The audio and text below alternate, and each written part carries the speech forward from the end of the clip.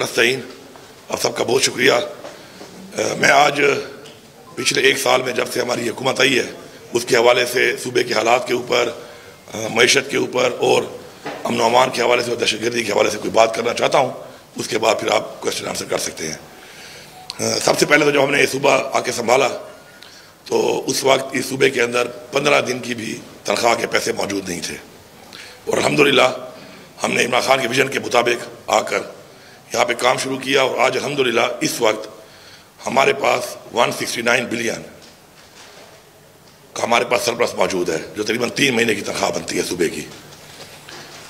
इसके अलावा हमने माशाल्लाह बगैर टैक्स लगाए अपना जो हमारा टैक्स रेवेन्यू है उसको 55% हमने उसका इजाफा किया है और नॉन टैक्स में भी हमने 45% इजाफा किया है। 72 अरब रुपए की हमारे ऊपर इनहेरिटेड लाइबिलिटी थी जो सारी की सारी हमने उतार दी हैं। इसके साथ साथ अपने डेवलपमेंट के हवाले से हमारा जो रिसिप्ट्स आती हैं उसके मुताबिक एक बजट बनता है और एलोकेशन रखी जाती है उसकी, तो माशाल्लाह उससे बढ़कर चूँकि पैसा हमने इकट्ठा कर लिया है तो 30 अरब रुपया उससे बढ़कर बजट से अपनी डेवलपमेंट स्कीम्स को भी हम इस रवां साल में दे रहे हैं जो शुरू है इस वक्त। हमारे ऊपर जब हमने हुकूमत संभाली तो 752 अरब रुपए का कर्जा था और हमने 1 रुपया कर्जा भी नहीं लिया और 50 अरब रुपए कर्जा उतारा भी है इस सूबे की आवाम के ऊपर जो कर्जा डाला गया था। साथ साथ पहली दफ़ा हमने इमरान खान के विजन के मुताबिक कि एक खुददार खुद मुख्तार कौम जो है वो कभी कर्जदार नहीं होती, तो हमने 30 अरब रुपए से जो शुरू किया है अपना एक हमने एंडोमेंट का एक टैप्ड फंड जो है बनाया है जिसमें 30 अरब रुपए हम डाल चुके हैं और इंशाअल्लाह उसको हम इसी साल 50 अरब तक लेके जाएंगे और ओवरऑल हमने इसको 150 अरब तक लेकर जाना है। इसके अलावा अल्हम्दुलिल्लाह हमने सूबे में उन प्रोजेक्ट्स पर फोकस किया कि जिन प्रोजेक्ट से सूबे के अंदर सूबे की जो वो पोटेंशियल एरियाज हैं जहाँ से रेवेन्यू आती है उनके ऊपर हम इन्वेस्ट करें। उस पर हमारा काम शुरू है। हमारे पास एक हाइडल का जो है नेट हाइडल का बहुत बड़ा हमारे पास एक पोटेंशियल है, उसके ऊपर हमारा जो काम अभी शुरू है मुझे इंशाल्लाह पूरा उम्मीद और यकीन है कि 2028 तक हम 500 मेगावाट बिजली अपनी तैयार करेंगे और ट्रांसमिशन लाइन हमारे पास नहीं है उसके ऊपर हमने काम शुरू कर दिया। 18 अरब से काम शुरू हो गया, तकरीबन 157 बिलियन की ये इन्वेस्टमेंट है और अगर यहाँ पे हमारी बिजली तैयार इंशाल्लाह हो जाएगी, साथ में हमारी लाइन बिछ जाएगी, तो हम जब इंडस्ट्री को सस्ती बिजली देंगे तो एक तो सूबे का बहुत ज़्यादा रेवेन्यू भी बढ़ेगा और साथ में एक इंशाल्लाह केपी जो है इंडस्ट्रियल हब बन जाएगा और इंशाल्लाह उससे रोज़गार भी आएगा और रेवेन्यूज़ भी आएंगे। हमने अपने तमाम प्रोजेक्ट्स के अंदर इस पैसे के आने के बाद अल्हम्दुलिल्लाह जो इजाफा किया है उसमें सबसे पहले आपने देखा पिछला माह रमज़ान और ये माह रमज़ान 20 अरब रुपए हमने अवाम के अंदर रमज़ान पैकेज के हवाले से जो है हम बांट रहे हैं। इसके अलावा हमारे जितने भी हमारे स्कॉलरशिप से मुख्तलिफ उन सबको हमने डबल किया। हमारे जितने भी एलिमेंट्री में हमारे जितने भी स्टाइपेंड से बच्चों और बच्चियों को उनको हमने डबल किया। उसके अलावा हमारा जो ज़कात दी जाती थी 12,000 रुपये उसको बढ़ा के हमने 25,000 किया। जो हमारा जहेज फंड था 25,000 रुपया एक बच्ची के लिए जो बहुत कम था ना होने के बराबर था उसको हमने 2 लाख किया और इसी तरह हर चीज़ को हमने बढ़ाया और अपने जो हमारे वो सेक्टर्स जिनके अंदर खसारे हो रहे थे उनके अंदर हमने अब उनको एंडोमेंट फंड देना शुरू कर दिया ताकि उन्हीं से पैसा आता रहे और उन्हीं पैसों से हम बजाय ग्रांट दें बार बार और पैसा ज़ाया हो आवाम के टैक्स का पैसा, तो अपने एंडोमेंट फंड से पैसा भी महफूज रहे और साथ साथ जो है उसके अंदर वो इदारे जो हैं अपने पाँव पर भी उन्हें खड़े करने हैं। तो उसमें भी हमने तकरीबन हर उस सेक्टर के अंदर 2-2 अरब 4-4 अरब डालना शुरू कर दी हैं, जिनमें यूनिवर्सिटीज़ हैं, जिनमें वासात हैं, जिनमें TMAs हैं और इंशाल्लाह हमारा टारगेट है कि इस साल दिसंबर तक हम इंशाल्लाह इन तमाम को इस एंडोमेंट फंड के ज़रिए खुद मुख्तार कर देंगे और वो कम अज़ कम हमारा ग्रांट का पैसा ज़ाया नहीं होगा। उसी पैसे को सेफ रख के उनके जो लाइबिलिटीज़ हैं उसी से अपनी वो पूरी करेंगे और फिर पाँव पर भी खड़े होंगे। इसके अलावा हमारे पास सूबे में जो और पोटेंशियल्स हैं जिसमें माइनिंग है वो एक बड़ा पोटेंशियल है, उस पर हम काम कर रहे हैं। आपने देखा कि पिछले पाकिस्तान बनने से लेके अब तक माइनिंग में इलीगल पैसल गोल्ड की माइनिंग हो रही थी और उसमें हिस्से ही लोग ले रहे होंगे, जारी बात है।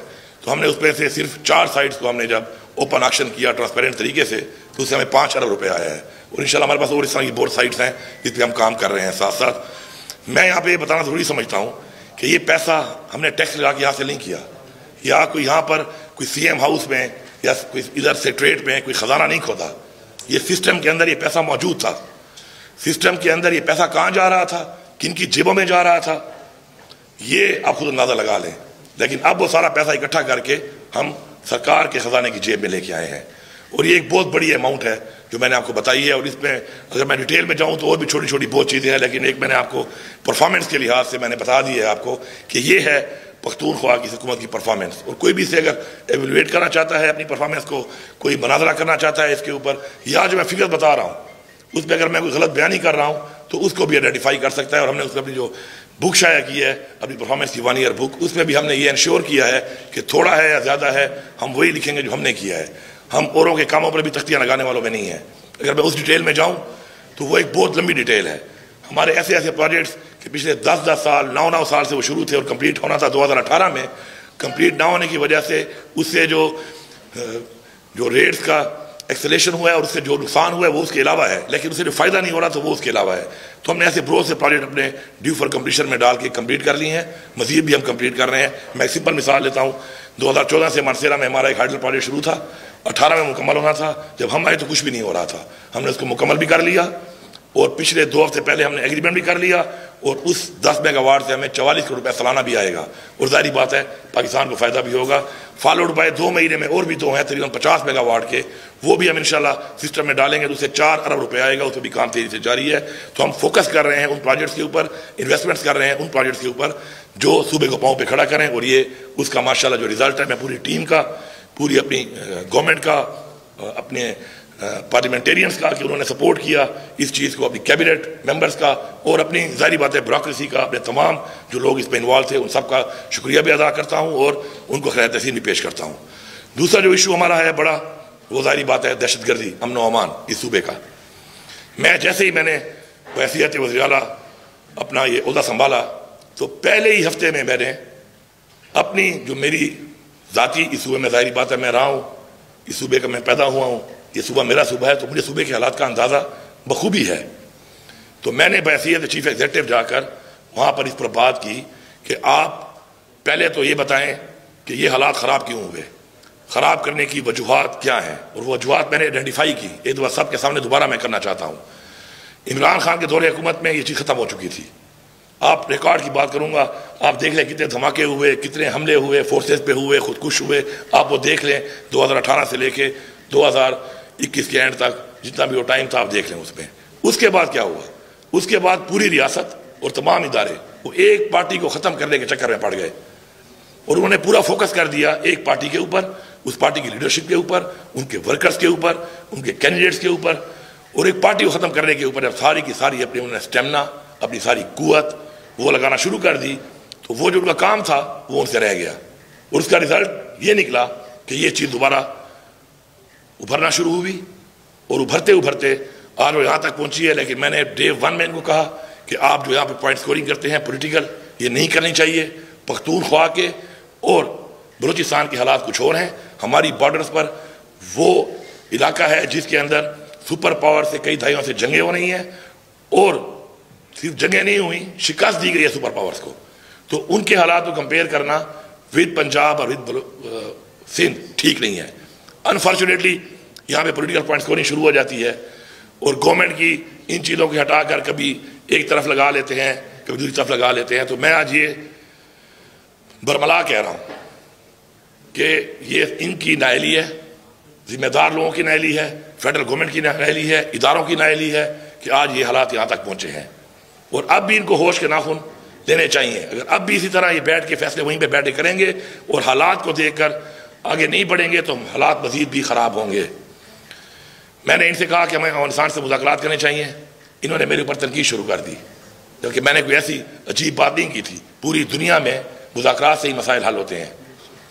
उसके बाद कई महीने गुजरते गए, मैं बात करता रहा, आखिर में आके इन्होंने कहा कि ठीक है आप मुज़ाकरात के लिए आगे पेशकदमी करें, और फेडरल गवर्नमेंट को मैंने कहा बोर्ड लेके उनके लोगों को शामिल करके हम करेंगे।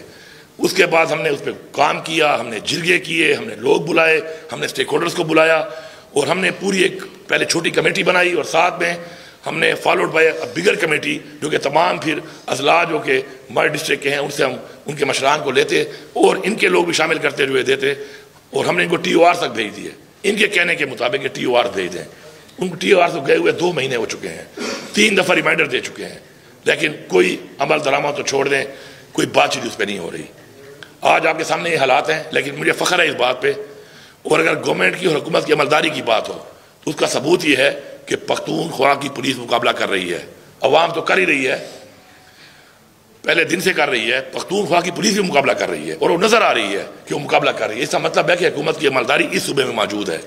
बाकी सूबा बलूचिस्तान जो है उसके भी जो हालात हैं आपके सामने हैं, वहाँ पर भी आप देख रहे हैं क्या हालात हैं कि मुकाबला उनकी हुकूमत कर रही है, नहीं कर रही है, सिर्फ बातों की हद तक कर रही है, लेकिन ग्राउंड के ऊपर पख्तूनख्वा की पुलिस भरपूर मुकाबला भी कर रही है, जवाब भी दे रही है और पसपा भी कर रही है उनको।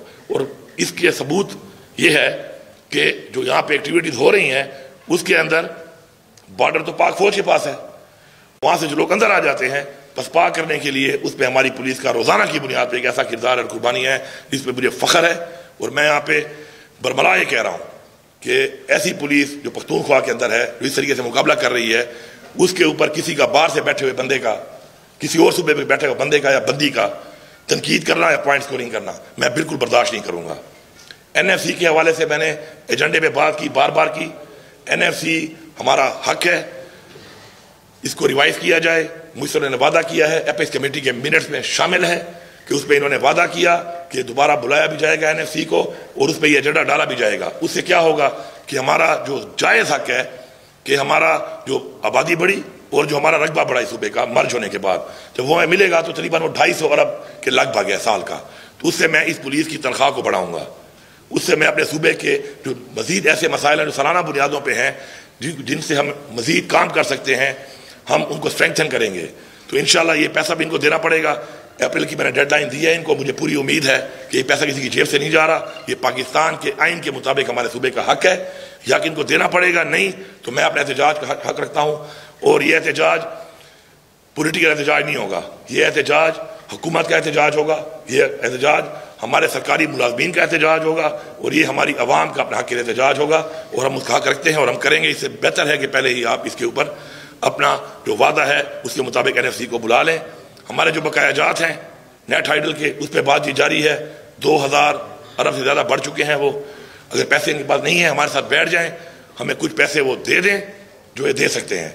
इसके अलावा अगर नहीं है, इनको देने पड़ेंगे, क्योंकि मैं ये पैसे माफ़ नहीं कर सकता। मैं पर्यटक की तरह 1680 अरब को 80 अरब में माफ़ी नहीं दे सकता, क्योंकि ये पैसा मेरा है नहीं, ये पैसा मेरी आवाम का है। तो ये पैसा पूरा इनको देना पड़ेगा। और जो हमारे बकाया जात हैं AIP के हवाले से, शर्म का मकाम है कि ऐसे हालात के बावजूद दहशतगर्दी भी फैल रही है और वहाँ की आवाम से जो वादे किए गए थे AIP के, फेडरल गवर्नमेंट के, उसमें अब तक 700 अरब देने थे।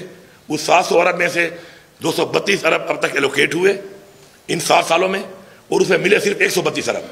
और जब से हमारी हुकूमत आई है 9 महीने से एक ऐसी कमेटी बना दी गई है कि वो जो पैसे हर महीने आते थे वो भी उन्होंने बंद कर दी है। तो इनकी सीरियसनेस का अंदाजा यहाँ से होता है। और मैंने इनको बताया हुआ है कि पैसा जल्दी रिलीज करें, क्योंकि इस दौरान में हमने काम बंद नहीं किया। अपने पैसों में से हम वहाँ पर भी पैसा ये दे रहे हैं, लेकिन पैसा इन्होंने देना है। ये कोई भीख नहीं है, ये कोई खैरात नहीं है, ये वो हक है, आइन के मुताबिक हक है जो हमें मिलना चाहिए और हमारे साथ कमिटेड है ये। तो कमिटमेंट्स को पूरा करें। जब रियासतें अपनी कमिटमेंट्स पूरी नहीं करती तो अवाम में एतमाद खत्म होता है। मैं पहले भी कह चुका हूँ, मैं फिर कह रहा हूँ कि अवाम का एतमाद नहीं है इस वक्त, ना अपने इदारों पर न हुकूमत के ऊपर। और यही वजह है कि एतमाद ना होने की वजह से चीज़ें बदतर होती जा रही हैं। अपना एतमाद बहाल करें। आप देखें IMF का हमने टारगेट अचीव किया। IMF ने कहा, उससे क्या हुआ, एक सूबे की क्रेडिबिलिटी बनी कि क्रेडिबल सूबा है, ये सूबा अपनी जो कमिटमेंट करता है उसको पूरा करता है। इसी तरह हमने जो ये कर्जा उतारा है ये भी हमारी क्रेडिबिलिटी है कि हम अपनी क्रेडिबिलिटी बना रहे हैं कि हम ऐसा सूबा है कि अगर हम कोई कर्जा लेंगे तो हम उसको उतारेंगे और जो कमिटमेंट करेंगे पूरी करेंगे। जब से हम आए हैं हर महीने जो 10 अरब रुपया कर्जे की जो किस्त देनी पड़ती है, हमने 1 रुपया भी शॉर्ट नहीं किया, हर महीने मुकम्मल हम देते हैं। वजह क्रेडिबिलिटी मैटर्स। आप क्रेडिबल होंगे तो दुनिया में आपकी एक पहचान भी होगी, आपका एक नाम भी होगा, लोग आप पे एतमाद भी करेंगे और इन्वेस्टमेंट भी करेंगे। आप क्रेडिबल नहीं होंगे तो आपका पड़ोसी भी आप पे एतमाद नहीं करता, कोई और मुल्क या कोई और इन्वेस्टर तो बहुत दूर की बात है। तो ये कुछ चीज़ें थी जो मैं आपके सामने हाईलाइट करना चाह रहा था।